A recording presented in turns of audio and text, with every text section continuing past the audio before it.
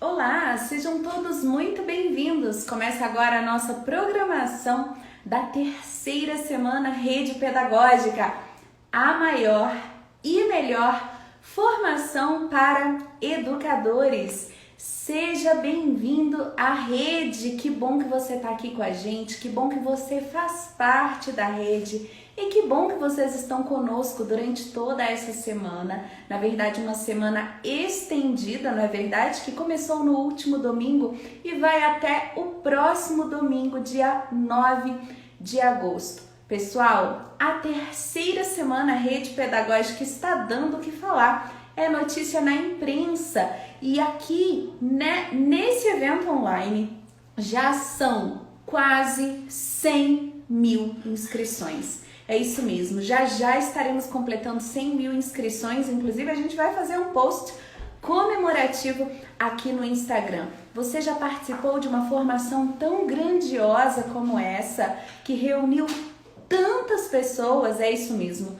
Quase 100 mil pessoas já se inscreveram para participar da terceira semana Rede Pedagógica, que é uma formação 100% à distância, 100% gratuita e que oferecerá certificado de 80 horas para todos que dela participarem e concluírem com êxito a formação. Se você ainda não se inscreveu, não perca tempo, ainda dá tempo de participar, é isso mesmo. Acesse agora mesmo www.redepedagogica.com.br. Clique no banner da terceira semana Rede Pedagógica e faça a sua inscrição mediante simples informações. Você só precisará informar o seu nome completo, o seu endereço eletrônico, ou seja, o seu e-mail, que vai ser o seu login de acesso na formação, e uma senha de cadastro. A senha que você preferir, uma senha pessoal, intransferível, que nem mesmo a equipe da Rede Pedagógica terá acesso. É muito importante que você realize a sua inscrição, viu, gente? A inscrição não é apenas para contabilizar o número de participantes. É por meio da inscrição que você garante acesso a todos os conteúdos dessa formação, que é constituída de lives, de transmissões ao vivo aqui no Instagram, com especialistas, mestres, doutores na área de educação e convidados, mas também possui videoaulas e material complementar para download e impressão na plataforma RP EAD, a plataforma de cursos online da Rede Pedagógica. Ainda dá tempo de se inscrever e quem se inscreve terá acesso inclusive aos conteúdos anteriores, né? Nós tivemos a abertura no domingo com o professor, escritor e palestrante Celso Antunes. Também participou conosco José Pacheco, idealizador da Escola da Ponte, em Portugal. Na segunda-feira tivemos o minicurso Aprendizagem em Jogo com o professor Cristiano Muniz. Ontem, na terça-feira, tivemos curso Brincadeiras e Jogos Musicais com Paulo Tati, da Palavra Cantada. Hoje, às 17h30, tivemos aqui o minicurso Educação Sem Fronteiras com o professor Nils Nielsen, que falou conosco diretamente da Suécia. E agora, estamos aqui para o nosso minicurso Alfabetização Lúdica, um dia bastante aguardado da nossa programação. Afinal de contas, aqui na Rede Pedagógica participam conosco muitos professores e professoras alfabetizadores, é isso mesmo. E nós estaremos aqui com a professora doutora Rafaela Marques. Rafaela, pessoal, é especialista em alfabetização e letramento e ela vai oferecer pra gente um curso riquíssimo sobre a ludicidade na alfabetização.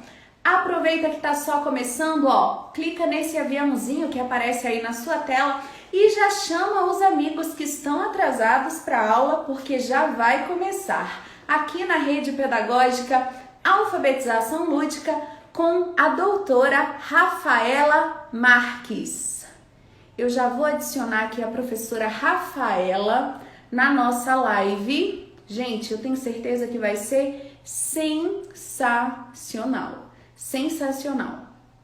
Esse é um tema, né, de fato bastante interessante, bastante pertinente na nossa prática de sala de aula, principalmente, né, gente, para quem atua aí, ó, na transição da educação infantil e nos anos iniciais do ensino fundamental. Afinal de contas, é responsabilidade do professor a alfabetização e o letramento dos alunos dessa faixa etária. E a gente vai poder discutir com a professora Rafaela muitas dúvidas e principalmente, gente, muitas polêmicas que estão relacionadas aí com o processo de ensino e aprendizagem da leitura e da escrita. Eu estou localizando aqui o perfil da professora Rafaela. Tem muita gente ao vivo aqui com a gente, eu ainda não consegui identificar o perfil. Ela está utilizando um perfil da rede pedagógica, que é o @alfabetização.rp. Mas já eu vou identificar a professora Rafaela para colocar ela aqui com a gente na live. Enquanto isso, pessoal, já pega aí, ó, caderno, caneta, para você fazer as suas anotações, para você anotar as suas dúvidas também. A gente vai ter a live com a professora Rafaela. Em seguida, nós vamos liberar na plataforma e no YouTube a videoaula que ela preparou, que tá incrível, um espetáculo de aula para vocês. E nós teremos depois uma outra live, onde vocês inclusive terão a oportunidade de enviar perguntas, combinado? Você também poderá comentar na aula, no Facebook, no YouTube e deixar as suas contribuições. Vamos lá, muita gente aqui na nossa transmissão, já são mais de 2.000 pessoas ao vivo. E eu vou verificar aqui se eu já tenho a solicitação da professora Rafaela para participar com a gente. Vamos ver, ainda não identifiquei, mas já vou encontrar. Gente, vou fazer aqui uma busca do perfil da professora Rafaela para poder colocar ela aqui na nossa live. É muita gente participando, muita gente aqui ao vivo, fica até difícil para a gente que faz a mediação aqui na rede pedagógica incluir os convidados, porque muita gente que entra na live também solicita participação. Pronto, já encontrei. Agora, sem mais demora, porque a expectativa tá grande, com vocês, a professora Rafaela Marques, aqui Olá. Na rede pedagógica. Olá, professora, tudo bem? Olá, tudo jóia, Érica? Boa noite. Boa noite, deixa eu ajustar aqui para eu te ver melhor. Peraí. O meu fio aqui ficou preso, mas pronto. Olha só. Tá tranquilo? Ótimo, tranquilo. Você também está me ouvindo bem, professora? Estou. Você me ouve bem? Sim, ouço. Ah, que bom. Te vejo um pouco distante, professora, mas eu estou te ouvindo super bem. Você está um pouquinho mais longe da tela, né? Estou. Mas tá ótimo. Tá ótimo o áudio, a imagem também, nossa conexão tá excelente. Que bom. Deixa eu verificar se a gente está tendo eco. Eu vou pedir para a produção me avisar se a gente estiver tendo eco aqui do áudio. Aí qualquer coisa eu te aviso, tá? Geralmente a gente resolve plugando o fone. O fone tá bem plugadinho no seu celular? Está bem plugado. Combinado. Professora, um prazer recebê-la aqui novamente na rede pedagógica. Você que já faz parte da rede também e da nossa equipe, né, de professores da RP-EAD. O tema de hoje é, de fato, assim, muito aguardado pelos professores aqui da rede, que em sua maioria são, sim, professoras, geralmente da educação infantil e anos iniciais do ensino fundamental. E falou em alfabetização e letramento, esse tema que sempre é bastante discutido, mas parece que nunca solucionado. Afinal de contas, não existem exatamente muitos consensos em relação a alguns aspectos e o pessoal fica sempre bastante interessado em ouvir a opinião de pessoas que, assim como você, se dedicam à pesquisa na área. Isso é muito importante, né? A gente tem aí educadores que estão na sala de aula, mas eu acho maravilhoso a gente poder contar também com educadores que se dedicam à pesquisa. Afinal de contas, por meio da pesquisa é que nós poderemos aperfeiçoar a nossa praxis. mas eu gostaria de deixá-la à vontade para se apresentar para a rede, porque aqui na Rede Pedagógica todos os dias chegam milhares de pessoas e só essa semana já chegaram mais de 24 mil pessoas, pessoas que são Nossa. novatas aqui na Rede Pedagógica, Uhum. além dos quase 100 mil que já se inscreveram para participar dessa formação. Então, por favor, fique à Meu vontade para Deus. se apresentar. Boa noite a todos e todas, né? Estou vendo aí muita gente falando seja bem-vinda. Eu me sinto muito bem-vinda na rede pedagógica, então já virou uma extensão da minha casa, principalmente nessa pandemia, e é um prazer imenso falar com vocês. O carinho de vocês é muito bacana. Eu sou a professora Rafaela Marques, para quem não me conhece ainda. Como a Érica falou, a minha especialidade hoje em dia são as crianças. Eu costumo falar são as crianças porque, além da alfabetização e do letramento, eu trabalho bastante com a questão da linguagem das crianças, então, com a linguística, né? Mas a minha paixão é pesquisar crianças e compreender melhor as crianças. E as crianças em processo de alfabetização são um tesouro a ser desvendado, né? A gente tem uma dívida histórica no Brasil em termos de alfabetização. Então, quando a Érica fala, né, que é um campo muito complexo, é um campo também que tem uma dívida histórica e que causa muita desigualdade social, porque nós sabemos que uma criança plenamente alfabetizada e letrada terá provavelmente um futuro diferente do que uma criança que não tenha esse mesmo acesso. Isso faz com que esse tema crie mais relevância ainda e que nós nos atentemos muito a ele em sala de aula. Trabalho com os anos iniciais, então sou apaixonada pelos professores dos anos iniciais. Trabalho com formação continuada, tanto a formação inicial, nas graduações de pedagogia, de letras, quanto na formação continuada dos professores. E também atuo em sala de aula nos anos iniciais, embora a minha habilitação, uma das minhas habilitações seja a língua portuguesa. Mas realmente é um campo em que eu me sinto confortável, que eu atuo há mais de 20 anos e que eu estudo o tempo todo, porque é um campo em que as novidades aparecem. E na educação, as novidades são apropriadas muito lentamente. Então, a gente precisa disseminar boas práticas, boas ideias. É um prazer sempre falar de boas ideias. É um prazer sempre falar de letramento. Alfabetizar letrando, para mim, é um discurso que nunca vai ser cansativo, porque nós temos ainda um percurso a percorrer no Brasil com relação a isso. Tá? Então é um prazer e vamos conversar muito. Eu falo muito, para quem não me conhece ainda na rede. Então eu costumo falar muito, tá? A Érica que vai falar, não, professora, tá bom. Imagina, olha, que é o seu espaço de fala, de fato, hoje aqui você é a nossa grande estrela e é para nós uma honra poder compartilhar com você aqui desse diálogo, para que nós possamos nos apropriar de um pouquinho aí da sua experiência, dos seus saberes, né? Da sua pesquisa relacionada a essa temática. A terceira semana Rede Pedagógica, professora Rafaela, como você sabe, tem como tema as brincadeiras e jogos. Eu gostaria que você falasse para a gente sobre a importância de alfabetizar, letrando e também do uso de brincadeiras e jogos nesse processo. Sim, as brincadeiras e os jogos não podem ficar distanciadas de um processo de alfabetização e letramento. Principalmente pela idade das crianças e porque torna tudo mais prazeroso, né? Mais gostoso. A ludicidade encanta muito. Inclusive, em alguns currículos, né, de alguns estados brasileiros, a ludicidade constitui-se como um eixo da alfabetização. Então, ela está ali, não tem como retirá-la. Ela pertence ao processo de alfabetização e letramento. Do tanto que ela é importante nesse processo.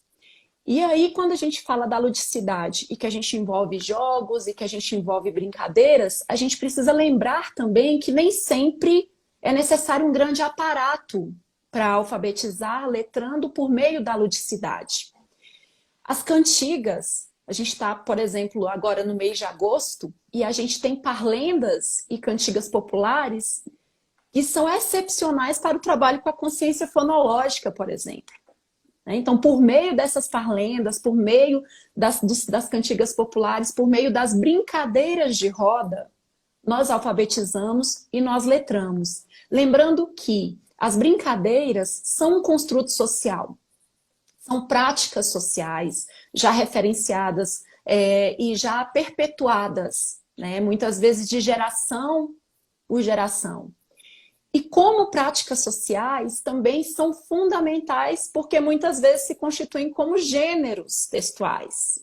Olha a articulação, gente, não tem como a gente falar em alfabetização, letramento, gêneros, sem nós falarmos da ludicidade das brincadeiras e dos jogos. Porque eles são gêneros textuais, em que a gente, além de brincar, pode também estudar com as crianças, trabalhar práticas de linguagem por meio deles. E aí eu trago também aqui outra perspectiva da ludicidade, que é extremamente importante para a alfabetização e para o letramento, que é a questão da literatura. Né? A literatura infanto-juvenil constitui-se como um grande eixo de ludicidade. A literatura é extremamente prazerosa. Os livros hoje em dia são objetos, eles são brinquedos, né? Eles constituem-se até como brinquedos, de tanto que eles têm aparatos, eles abrem, aparecem dobraduras, saem coisas de dentro deles, enfim, eles não são mais aquela brochura tão tradicional. Então, o próprio livro literário, a própria leitura de leite em sala de aula é um grande elemento de ludicidade e de prazer. Daí, como é que a gente aproxima mais ainda a ludicidade da alfabetização e do letramento? Fazendo com que os nossos estudantes tenham esses momentos de prazer mesmo sem tantas interrupções. Quando a gente didatiza demais, aí o estudante não tem tanto prazer, não tem aquele momento de fruição, de deleite. Então, é o cuidado docente que vai tornar as atividades muito mais prazerosas e lúdicas, independente de serem jogos ou não.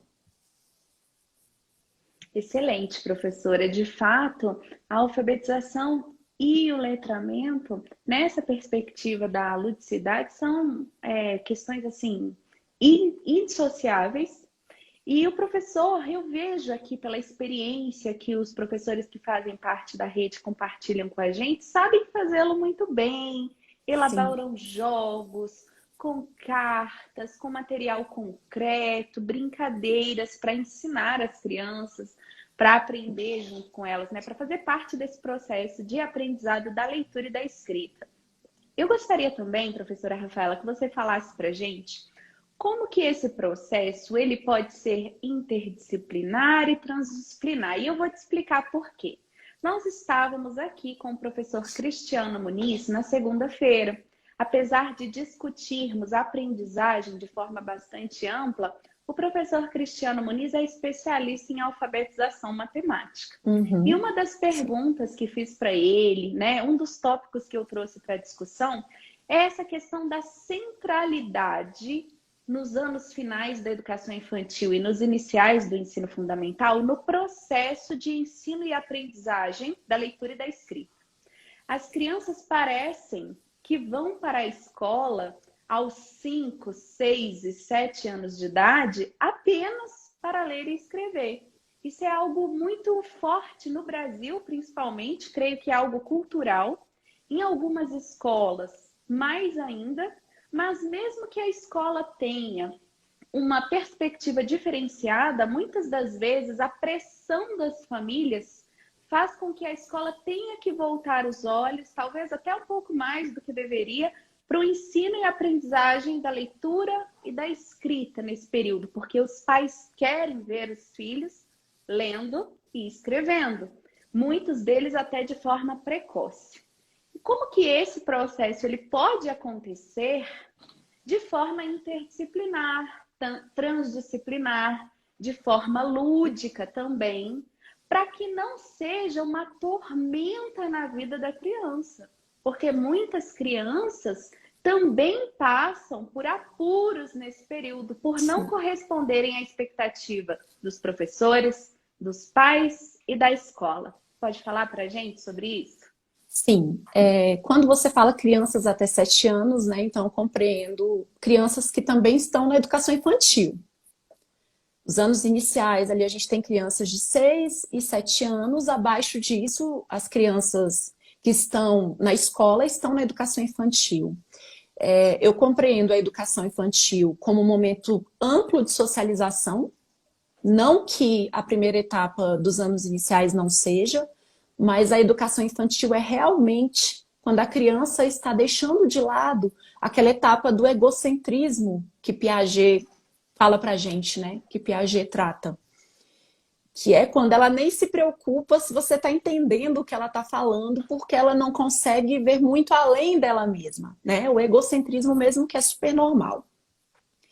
Diante disso, eu acredito que nessa etapa, estudiosos também, alguns estudiosos dizem isso, a socialização vai vir antes do que essa obrigatoriedade da leitura e da escrita.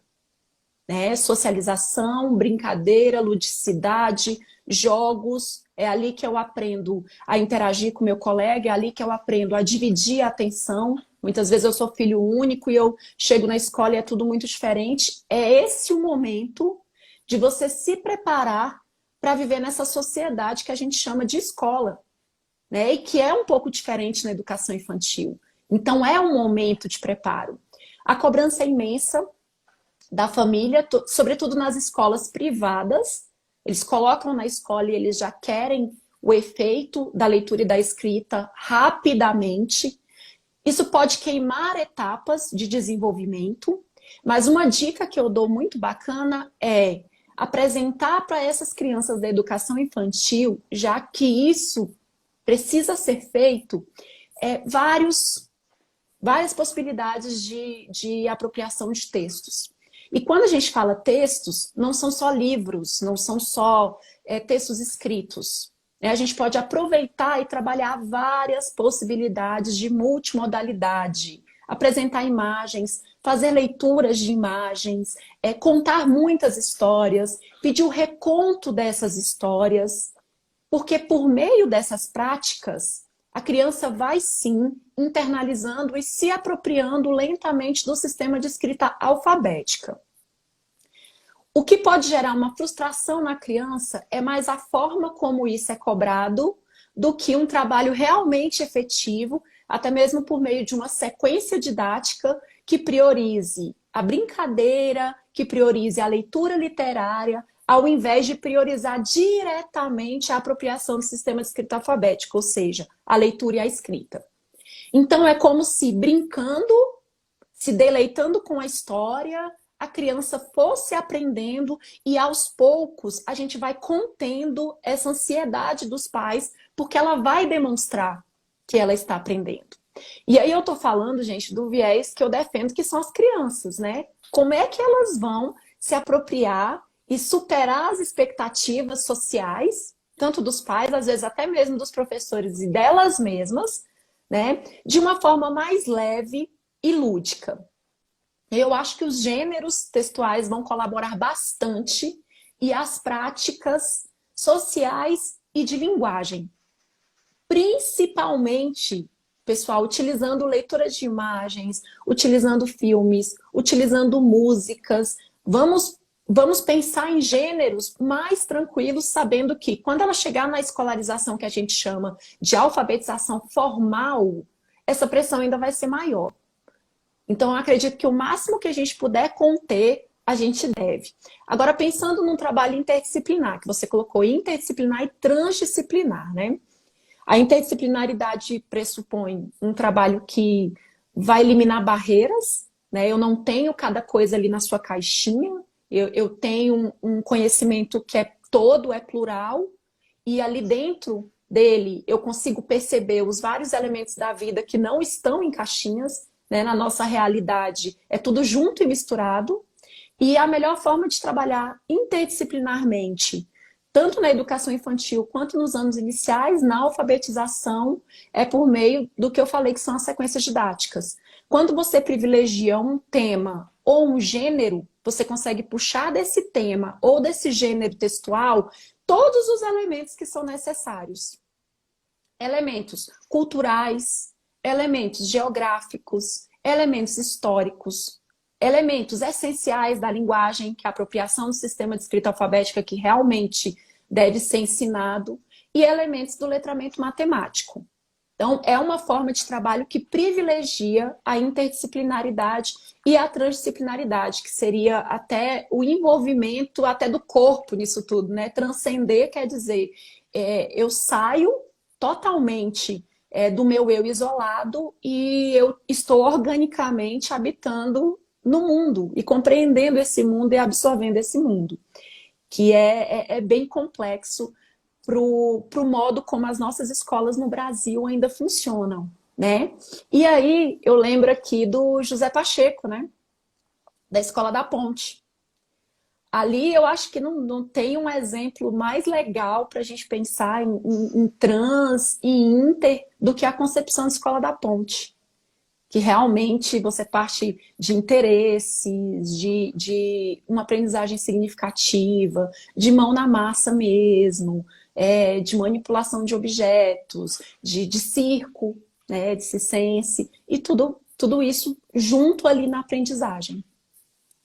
É excelente, de fato, a contribuição do professor José Pacheco aqui na terceira semana fez nos refletir a respeito de modelos, de padrões, e é muito bom falar sobre isso, né? E falar conjuntamente com isso de alfabetização e letramento.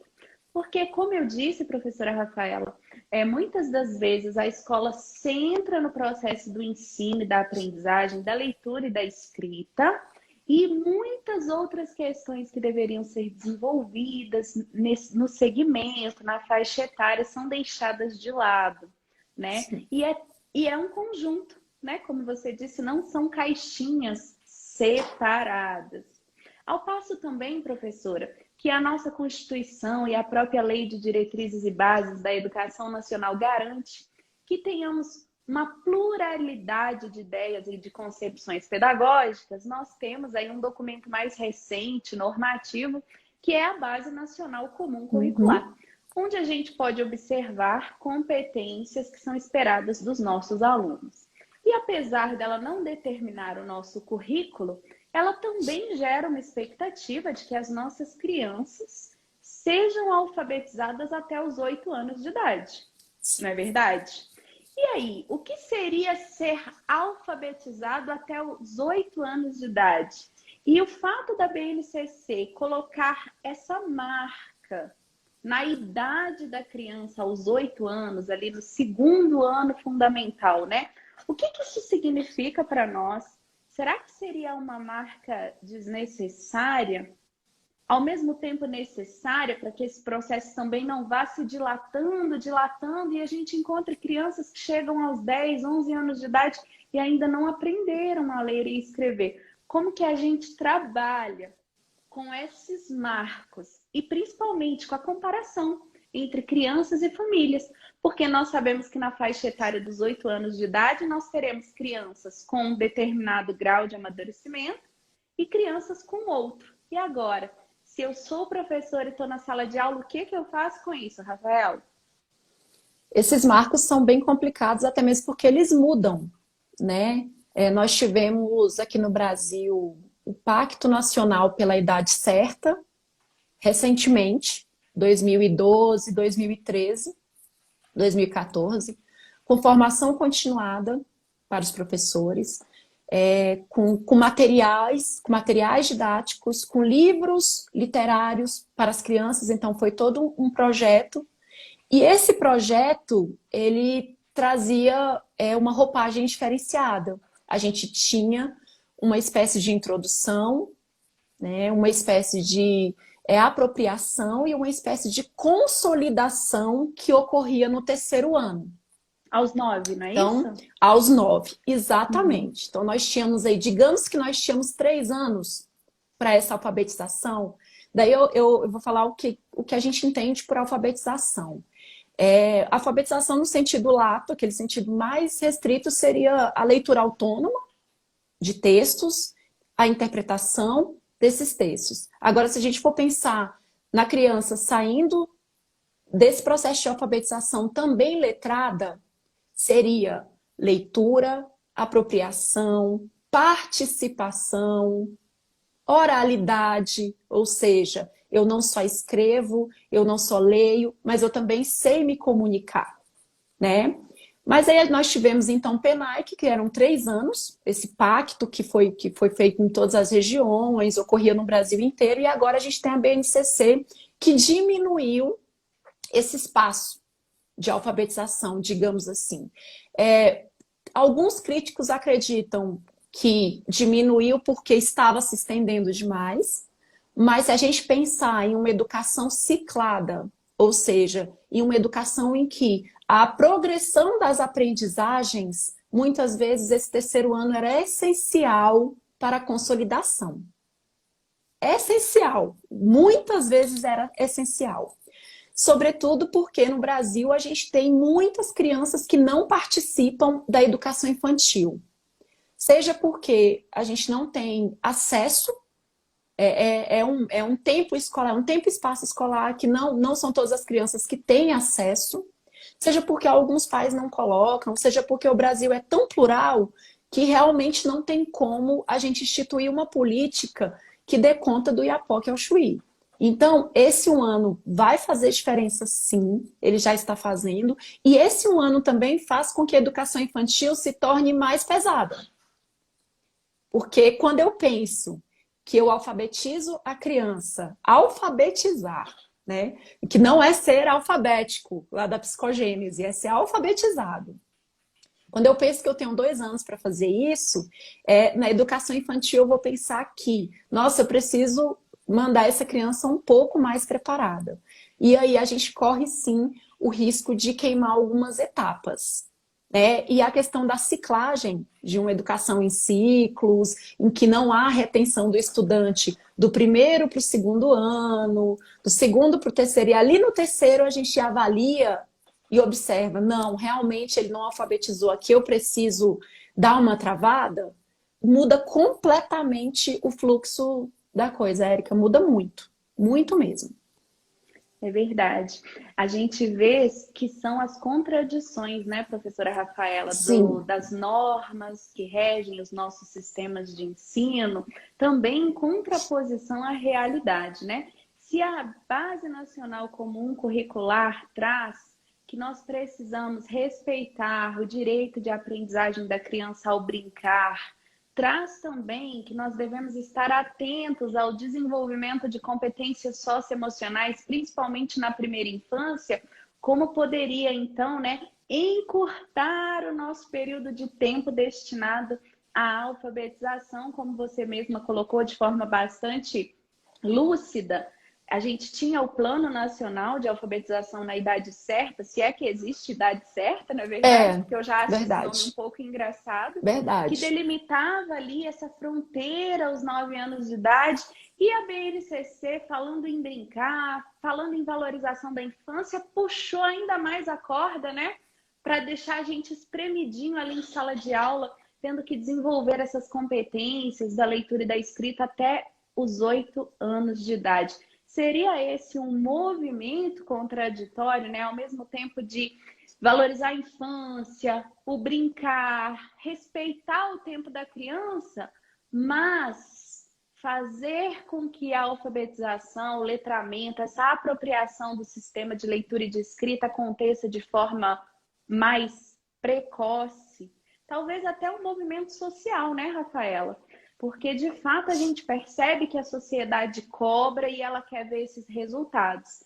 E essa cobrança vem para a escola, geralmente por meio dos pais, que esperam que seus filhos sejam alfabetizados, que comparam o progresso de seus filhos com o de outras crianças, e etc. É bem complicado, né? É muito complicado. E principalmente porque esses 3 anos, né, que são necessários, a criança perpassa o processo de alfabetização e lógico que ela vai aprofundando. A gente não vai parar de desenvolver essa criança nas práticas de linguagem porque ela está alfabetizada, por exemplo. Então, ela sai realmente mais madura e com a alfabetização realmente plena, né, e sustentável. O que essa prática pode trazer? Você falou, pode ser um movimento social? Sim. Uma pressão? Sim. Só que em um país como o Brasil, essa prática será mais excludente. A gente sabe que no Brasil, algumas políticas públicas vêm para excluir, né? Não, essa política pode ser que aconteça em alguns locais, sim, porque quando a gente fala, eu preciso alfabetizar as crianças em 2 anos, eu preciso saber que recursos a escola tem, que formação o professor tem. A gente tem realidades completamente diferentes, inclusive de escolas que não têm livros didáticos, livros literários, não contam com nenhum recurso, o que torna muito mais complicado. Então, eu acho que ao invés da gente pensar se a gente alfabetiza em 2 anos ou 3, a gente precisa pensar em que alfabetização nós queremos. Qual é que concepção de alfabetização que nós temos? Como é que nós queremos que a nossa criança saia desse processo de alfabetização e entre, por exemplo, no 3º ano, ou no 4º e no 5º ano, como ainda é em alguns locais, em que ele fica 1º, 2º e 3º ano, em que ele tem muito mais competências e habilidades para trabalhar, muitos conteúdos distintos, e em que o trabalho ocorre de uma forma muito mais rápida. Então, ao invés de pensar no tempo, acho que a gente tinha que pensar um pouco na concepção de alfabetização que a gente traz. É uma concepção de alfabetizar letrando? É uma concepção que inclui as práticas sociais? É uma concepção que considera a criança como protagonista e como participativa? Ou é uma preocupação somente na apropriação da leitura e da escrita? Sem a interpretação, sem o conhecimento de mundo, sem esses processos inferenciais que a vida cobra da gente. Que tipo de leitura essa criança faz? Só a leitura objetiva? Ou ela faz leitura inferencial, avaliativa? O professor continua trabalhando esses elementos quando a criança está alfabetizada. Ele se permite muito mais. Então, eu acredito que ela só sairia melhor, né? Mas é uma visão particular e é uma visão de uma rede que eu estou habituada, né? Que é o sistema de ciclos de aprendizagem, que é o sistema de progressão, que é um sistema de avaliação formativa e não tão massacrante e excludente, que permite que as crianças se desenvolvam a partir dos seus próprios tempos. Claro, gente, exceto algumas, é óbvio que a gente sabe que nesse fluxo a gente encontra muitas heterogeneidades. Mas quanto mais tempo eu tenho, mais eu consigo trabalhar com as particularidades e heterogeneidades dessas crianças. Excelente. Professora Rafaela Marques, aqui na programação da 3ª semana Rede Pedagógica. O nosso tema de hoje é alfabetização lúdica. E ainda que você não se considere um professor alfabetizador, fica aqui com a gente. Até porque, professora, na minha opinião, todo professor é alfabetizador. Você concorda comigo? Concordo. E eu vou além. Todo professor vai letrar suas crianças, né? Hoje a gente fala de letramento, letramentos, múltiplos letramentos. Todo mundo participa de alguma forma com a constituição desse ser, né? Que é a criança, que é o adolescente. Então a criança muitas vezes chega na minha sala sabendo ler e escrever, até com propriedade. Daí eu ensino algo da tecnologia para ela. Ela já tem um letramento além ali para sua participação social e que hoje é essencial. Todos nós somos sim alfabetizadores e letradores. Muito bom. Professora Rafaela, você falou de livro didático também na sua última explanação. Isso me faz lembrar da eterna guerra entre os métodos de alfabetização. Nós já superamos essa batalha em sala de aula? Não, em sala de aula não. Teoricamente, Érica, eu posso te dizer que hoje em dia a gente tem mais consensos do que o processo contraditório, né? Mas em sala de aula nós ainda percebemos muitos alfabetizadores utilizando o método sintético, né? Que são aqueles métodos que partem das partes mínimas da palavra, soletração, a silabação, né? Ou eu parto de soletrar letra a letra, ou eu trabalho com as sílabas e faço aquele trabalho com as famílias silábicas das cartilhas. Nós temos ainda muito, né? E tem professores que já trabalham com os métodos analíticos, que partem do texto como um todo. O consenso, não consenso, digamos assim, mas a minha linha acadêmica seria a questão de utilizar o construtivismo para tudo, né? Porque o construtivismo que permite, é uma teoria que permite que o letramento ocorra, porque coloca a criança como protagonista. A partir daí, a gente começa sim do texto. A BNCC traz isso para a gente, porque a BNCC é um processo contraditório. A gente lê uma parte, acha uma delícia. Nossa, agora está falando muito de tecnologia, semiótica, que é maravilhoso e que a gente precisa trabalhar o quanto antes. A BNCC está trazendo muito esse termo semiótica, que ficou muito tempo ali alijado, escondido. Mas, por outro lado, né, tem algumas coisas que não batem. Mas uma coisa que a BNCC traz que é importante, e não pensando em métodos específicos, é a questão da centralidade do texto. Quando a gente trabalha com a centralidade do texto na alfabetização, com certeza a gente não está trabalhando com o método sintético, ou seja, aquele método que parte das unidades mínimas da palavra. A gente está trabalhando com um método analítico, porque a gente está partindo do texto como um todo. Como eu já falei aqui em outra live, porque esse é um ponto que as pessoas adoram ouvir. Eu partir do texto não quer dizer que eu não vou no microcosmos desse texto mostrar a letra X. Não quer dizer. Não quer dizer que eu não vá trabalhar aquelas minúcias de dificuldades do sistema de escrita alfabética. Quer dizer que eu vou mostrar para a criança que aquela letra faz parte de uma sílaba, que faz parte de uma palavra, que faz parte de uma frase, que faz parte de uma sentença, que compõe um todo que tem significado.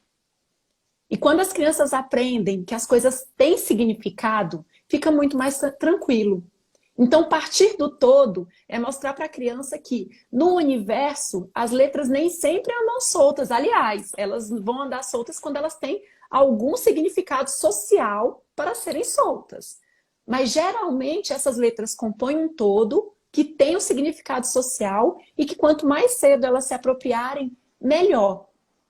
Por muito tempo, o ensino tradicional preocupou-se muito com a questão dos métodos sintéticos. E aí veio essa dicotomia de ensino tradicional e ensino construtivista, né? Como se um não tivesse muitas vezes incluso no outro. Porque em sala de aula, gente, nós somos uma metamorfose ambulante. E para alguns estudantes, a gente realmente entrega o alfabeto, a gente realmente soletra, a gente realmente fica muito feliz quando ele consegue compreender, né, a relação grafema-fonema, por exemplo, da letra A. Então a gente não precisa se culpar nunca. A questão não é essa. A questão é que quando eu dou centralidade para o texto, eu permito mais que o meu estudante atue socialmente. E quando eu falei do que a gente entende por alfabetização, que é muito mais fácil a gente começar do que a gente entende, se eu entendo por alfabetização letramento, prática social, eu preciso munir meu estudante de ferramentas para isso. Né? Então, nessa dicotomia sintética e analítico, eu fico com a centralidade do texto, eu fico com o protagonismo do estudante e eu fico, sobretudo, com os gêneros textuais. Os gêneros textuais nos dão ampla liberdade em sala de aula. De eu trabalhar uma cantiga de roda, colocar a cantiga de roda no quadro, trabalhar a consciência fonológica por meio de rimas, por meio da leitura, do canto, e depois segmentar essas palavras, trabalhar o sistema de escrita alfabética, tá ótimo. Né? Se a gente sai dessa ideia que o texto é aquele texto rígido, paragrafado, translineado perfeitamente, já está ótimo. A gente permite com que nosso estudante participe socialmente. Excelente. Professora Rafaela Marques aqui na terceira semana Rede Pedagógica, e hoje a nossa programação é sobre alfabetização. O tema de hoje é alfabetização lúdica. E falando em ludicidade, falando em brincadeiras e jogos para alfabetização, professora Rafaela, eu vou jogar aqui uma bomba nessa live. Ai, Uma bomba. Olha só, você já viu professor alfabetizando seus alunos com muitas brincadeiras, com muitos jogos, muita cartinha, muito balãozinho, uma coisa super divertida, mas sem embasamento teórico nenhum ou de forma muito limitada? O processo de alfabetização, muitas das vezes, se não for realizado com planejamento, embasamento teórico, objetivo, ele pode estar travestido de algo muito divertido, mas não ser efetivo? sim. Aí eu vou brincar por brincar. Claro que eu posso acertar muito, mas eu vou acertar sem uma coisa que eu costumo falar na formação continuada, que é a intencionalidade. O que falta bastante é a intencionalidade. Se a gente tem intencionalidade, a gente vai fazer um planejamento. Se a gente faz o planejamento, a gente tem os objetivos daquela aula. Daí eu vou saber se eu alcancei ou não. Trabalhar só pela intuição, e muitos professores no Brasil, por causa da má formação das universidades, das faculdades privadas, etc., por causa de um conjunto de problemáticas que nós temos, que é pauta para outra live, trabalham pela intuição. Então, assim, eu acho que essa busca, né, a gente ter tanta gente inscrita, é muito boa. Porque quando você trabalha pela intuição, você acerta sem querer. Como é que você vai progredir? Como é que você vai continuar naquela intervenção se foi sem querer? Até você perceber que você acertou. Se você não tinha um objetivo anteriormente, vai demorar. A educação precisa ser com intencionalidade. O brincar, gente, pode ser livre. A criança tem um momento do brincar livre. Mas quando eu estou falando de alfabetização lúdica, é quando eu proponho uma sequência de atividades que façam com que a criança se aproprie do sistema de escrita alfabética brincando.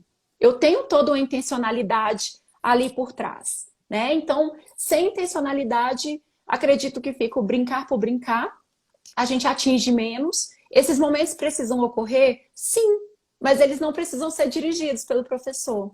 A criança pode brincar por brincar no recreio, a criança pode brincar por brincar naquele momento na sala de aula em que a gente permite que está atendendo uma outra criança, que ela fica mais livre. Ela precisa do momento do brincar por brincar muito. Acho que essa semana isso foi mais do que falado aqui. Mas se eu quero alfabetizar brincando, daí eu preciso realmente de uma sequência didática, de organização de ideias e de saber o que aquele jogo proporciona. Vocês vão ver, por exemplo, na videoaula, que eu atrelei cada jogo a um nível da psicogênese. Então eu pensei, eu tive uma intencionalidade, eu tenho um objetivo. Porque se eu só demonstrasse para vocês uma sequência de jogos de alfabetização, em que momento vocês saberiam inserir esses jogos? Então eu pensei, eu já vou criar uma sequência que propicie o estudante iniciozinho de alfabetização, que reconhece mal as vogais, aquele estudante que já está conseguindo fazer a associação grafema-fonema, já está usando mais letras, aquele estudante que está em conflito, que começa a perceber, nossa, eu não utilizo a quantidade de letras suficiente, mas eu já consigo fazer uma associação sonora, até aquele estudante alfabético. E eu parei no alfabético, por quê? Alfabético não é alfabetizado. E eu sei que é aí que mora o perigo.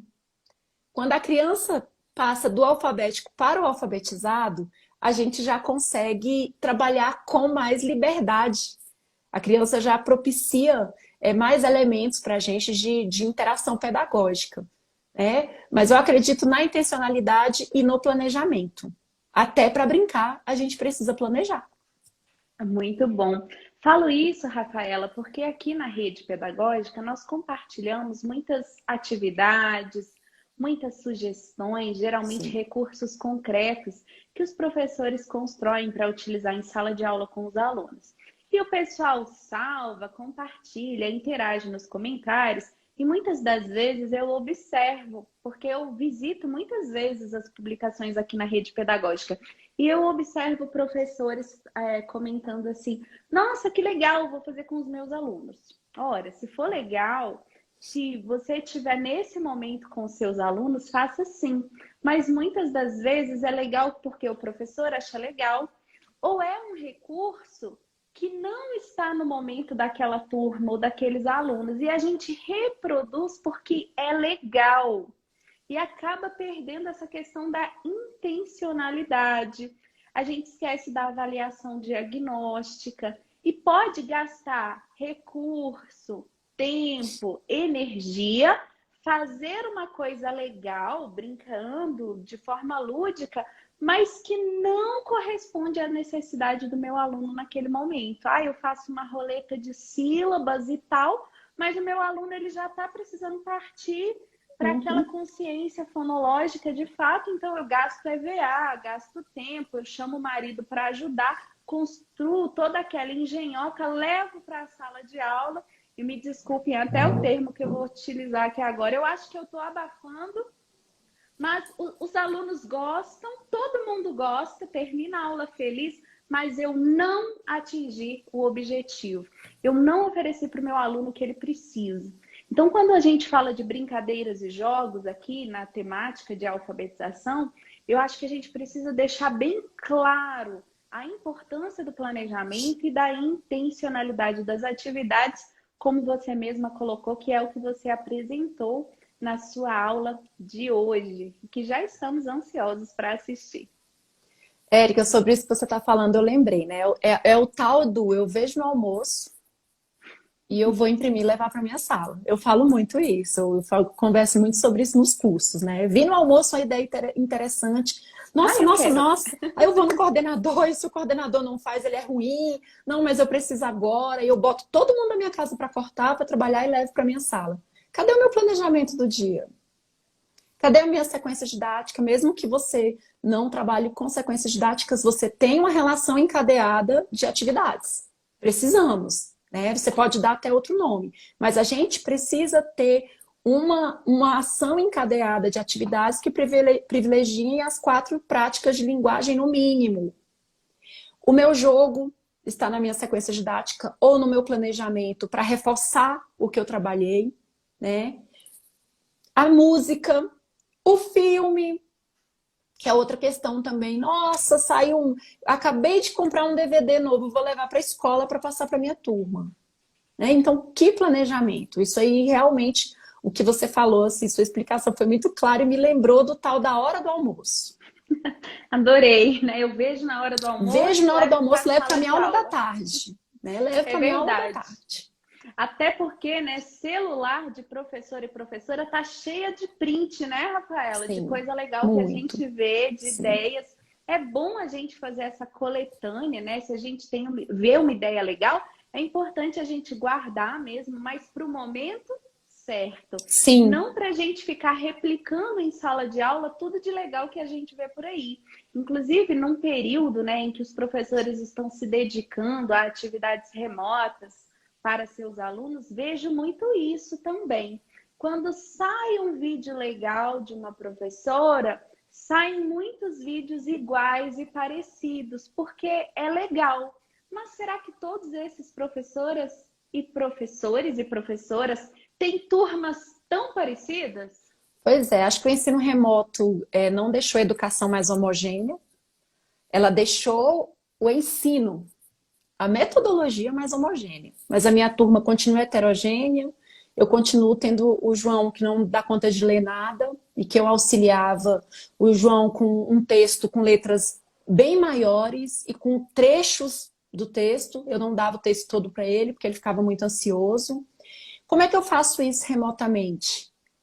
Eu preciso adequar o ensino remoto à heterogeneidade do meu estudante. E esse é o grande conflito que nós estamos tendo no Brasil. Nós não tínhamos um preparo prévio para lidar com isso, principalmente com as crianças. Com os adultos, a gente já tem uma educação à distância legitimada, mas o ensino remoto, ele é compulsório primeiro, nós não pedimos por ele, né? E ele veio a galope e ainda não foi embora. O que que eu faço, né? É interessante que eu retornei para a escola, né? Agora eu estou em uma escola que está propiciando um ensino remoto e a primeira coisa que eu falei foi: a gente precisa fazer um diagnóstico desses estudantes. Mesmo que a gente tenha feito no começo do ano. Por quê? Eles tiveram um mês de aula, no máximo. Nós tivemos uma pausa de 3 meses e tivemos um retorno. As férias duram 60 dias, 40 dias no máximo, Érica, por motivos de pesquisa, por motivos científicos. É o momento que a criança ainda consegue preservar o que ela aprendeu concretamente, né? Férias muito longas não privilegiam o aprendizado. E nós tivemos uma espécie de férias que não foram férias, mas crianças afastadas da escola, muitas vezes totalmente, por um período de 3, 4 meses. O que nós vamos ter nesse retorno presencial? Um desafio muito maior, principalmente na alfabetização, que é um período em que as crianças conservam ainda menos e muitas vezes não conseguem ler autonomamente para estarem reforçando em casa.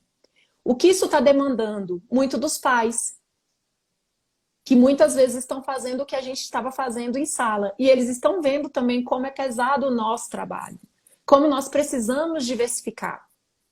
Só que está gerando uma aflição quase que coletiva para um retorno que muitas vezes não tem como ocorrer no momento. Eu sei que nós, professores, como sempre, surpreendemos. Como sempre, a criatividade está correndo solta. E eu só peço para que a gente não deixe a criatividade sobrepor a metodologia, o meu diagnóstico. Nem que eu mande um áudio com um ditado lento. Fulano, agora eu vou fazer um ditado com você. Manda um videozinho com a história, eu vestida, tudo perfeito. A criança vai ver esse vídeo várias vezes, eu falo, nossa, e agora? Manda um ditado por áudio de WhatsApp. Dito lentamente. A criança vai ouvir minha voz, vai ficar acalentada porque ela está com saudade de mim. Isso é fato. E vai registrar. Na hipótese dela. Tira uma foto lá do celular, me manda. Ali eu consigo verificar mais ou menos. Nossa, o João tá na hipótese que ele estava em março. Ele retrocedeu, ele avançou. Mas se eu não conseguir fazer esse diagnóstico, eu vou replicar vídeos, porque eu não vou saber realmente a necessidade da minha turma. É verdade, uma situação bastante complicada para os educadores nesse momento. Mas a Muito. boa notícia é que nós estamos aqui juntos, já somos Sim. quase 100 mil pessoas reunidas buscando soluções, buscando novas estratégias, né, para o ensino, para a aprendizagem, buscando também romper paradigmas aí que são há muito tempo estabelecidos na educação e aqui na nossa temática de hoje também nos processos de alfabetização e letramento dos nossos alunos, das nossas crianças e jovens. Professora Rafaela Marques, aqui na terceira semana Rede Pedagógica. Pessoal, eu gostaria de dizer para vocês também que a professora Rafaela, ela tem um curso completo sobre alfabetização e letramento na Rede Pedagógica, viu? Se você está curtindo essa live, se você está aqui com a gente, você vai assistir daqui a pouco uma aula que ela gravou exclusivamente para a terceira semana Rede Pedagógica,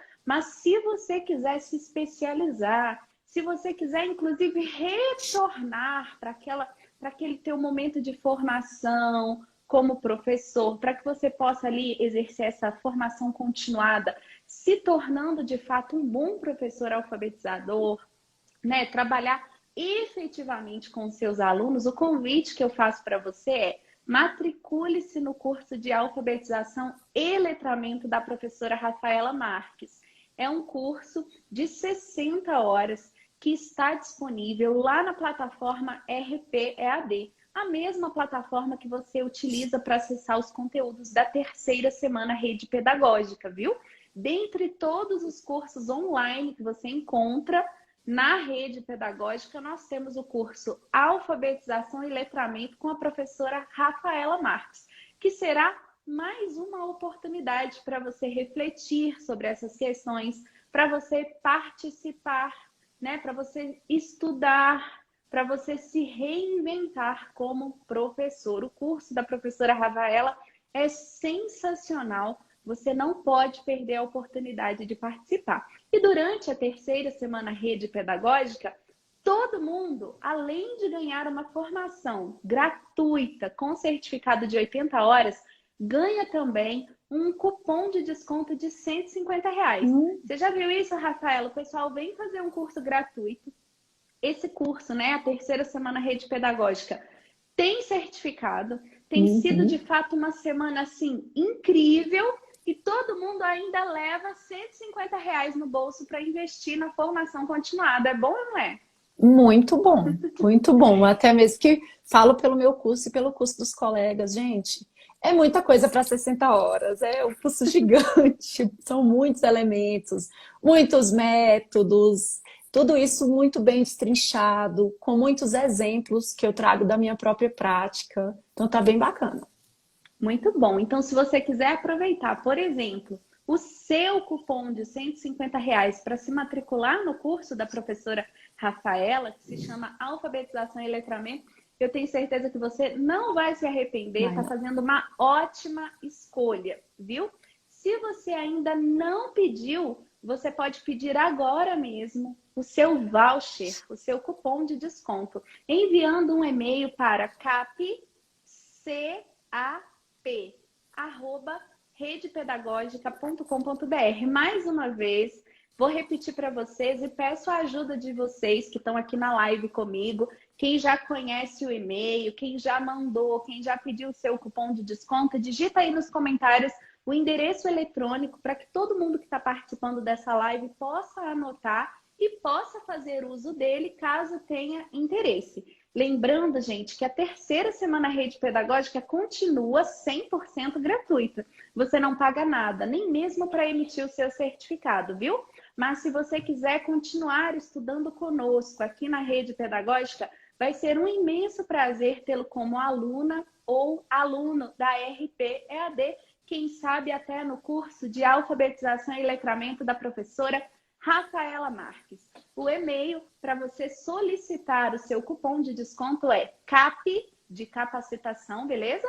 cap@redepedagógica.com.br. É só mandar o e-mail uma única vez e a nossa equipe vai responder enviando para você um código que é pessoal, que é intransferível, para que você possa fazer a sua matrícula em um dos cursos da rede pedagógica. Gente, quando vocês utilizarem esse cupom de R$ 150, vocês vão ter um descontão, é 75% de desconto. Por exemplo, o curso da professora Rafaela, ele está disponível pelo valor de R$ 200. Utilizando esse cupom, você vai pagar apenas R$ 50 para fazer um curso completo, recheado de informações, de conhecimento, de aulas gravadas pela professora Rafaela. Um curso exclusivo, inédito, que você só encontra aqui na Rede Pedagógica. Não deixa essa oportunidade passar, viu? Esse desconto só é válido até o dia 10 de agosto. A nossa semana termina no dia 9 e você terá apenas mais um dia para escolher o curso de sua preferência e utilizá-lo, porque cada participante ganhará no máximo um cupom de R$ 150. É claro que você pode fazer quantos cursos você quiser conosco. Nós ficaremos muito felizes se você puder investir ainda mais na sua formação. Mas todo mundo que está participando ganha pelo menos R$ 150 para fazer esse investimento.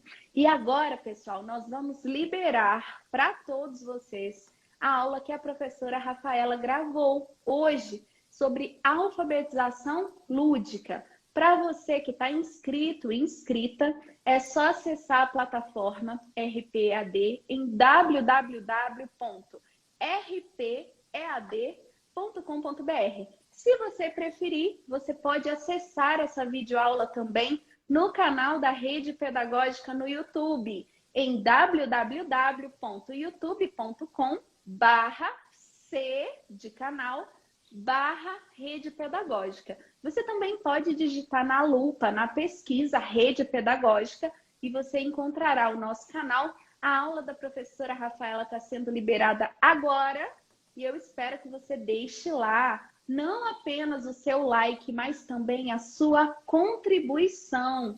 Divida, viu? Divida a sua experiência com a gente. Você pode comentar na aula da professora Rafaela lá no YouTube e eu tenho certeza que a professora Rafaela vai ler os comentários de vocês, que ela vai Com ficar certeza. bastante interessada nesse feedback. Professora, você já teve uma turma com tantos alunos? Aqui já são quase 100 mil. Não. Conceito de turma lotada foi atualizado. Turma lotada, gente. Aqui é lotação, eu não vou dizer lotação máxima, porque a rede pedagógica é igual coração de mãe, e eu vou acrescentar ainda, é igual coração de professora, né? Isso, sempre verdade. cabe mais um, não é verdade? Nosso coração não tem limite, né, gente? Para os nossos alunos, nossos ex-alunos, sempre cabe mais um. E aqui nessa sala de aula já somos quase 100 mil pessoas reunidas para formação continuada. Aqui você não vem só para aprender, viu, gente? Nós queremos aprender com vocês também. Aqui na rede pedagógica, a palavra de ordem é compartilhar. Nós queremos ouvir a sua experiência e você poderá compartilhá-la com a professora Rafaela, comentando na aula da professora lá no YouTube. É claro, não esqueça de deixar o seu like, não esqueça de se inscrever também no canal da Rede Pedagógica para receber todas as notificações e não perder nenhum conteúdo da terceira semana Rede Pedagógica. Professora, tem gente que já está saindo da live, todo mundo está ansioso para assistir essa aula. Nós retornaremos após a aula para uma nova transmissão ao vivo aqui com a sua participação. Eu vou esperar apenas a produção sinalizar para mim qual é a duração do seu vídeo, para eu marcar certinho o horário que a gente vai voltar. Tá joia. Então, são 30 minutos. 20. Pessoal, 20 minutos a aula da professora Rafaela. Agora são 20h10, certo? Nós vamos liberar a aula, já está liberada, né? Na plataforma, no YouTube, e nós retornaremos aqui às 20h30 para a nossa segunda transmissão com a professora Rafaela Marques. Ok. Então, pessoal, vamos retornar às 20h40, tá? Para dar um tempinho para todo mundo beber uma água, tomar um cafezinho, ficar aí alerta para que possa participar também da nossa segunda transmissão, combinado? Às 20h40 eu vou estar esperando vocês aqui. A professora Rafaela vai retornar, tá? Sim. Para comentar com a gente a aula que ela preparou. Rafaela, conta pra gente. Nessa aula você desenvolveu exatamente que tema ou que subtópico desse assunto que é tão abrangente? Eu fui bem no cerne, psicogênese da língua escrita por meio da ludicidade. Então, eu acredito que vai ser uma aula que vai trazer muitos elementos. Não é cópia, como a gente falou, a gente precisa planejar de acordo com os nossos estudantes. Mas traz alguns indícios de como eu trabalho com estudantes que estão em níveis, em possibilidades e hipóteses de escrita diferentes. Então, tá bem prática. Que legal, que legal. Olha, não perca a oportunidade, tá, gente? É para assistir a aula e é para voltar para a nossa próxima transmissão às 8h40 aqui no Instagram da Rede Pedagógica. Muito obrigada, Rafaela. A gente se vê daqui a pouco. A gente volta daqui a pouco. Tchau, gente. Até mais. Tchau.